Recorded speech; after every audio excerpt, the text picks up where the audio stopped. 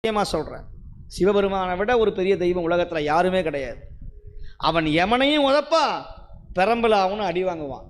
மாணிக்க வாசகருக்காக பெரம்பல அடி வாங்குற தெய்வம், யமனையே உதைக்கிற கடவுள் மாணிக்க வாசகருக்காக பெரம்பல அடி வாங்குறார். பிட்டுக்கு மண் சுமந்து பெரம்படிப்பட்ட ஈசன் மதுரை வீதியில் வளையல் வித்தார். வளையல் வாங்கலையோ வளையல்னு சிவபெருமான் மாணிக்க வாசகருக்காக வளையல் வித்தார்.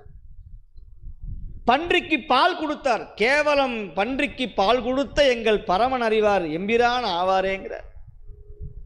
மானுக்கு பால் கொடுத்த பரமன் எங்கள் ஈசன்.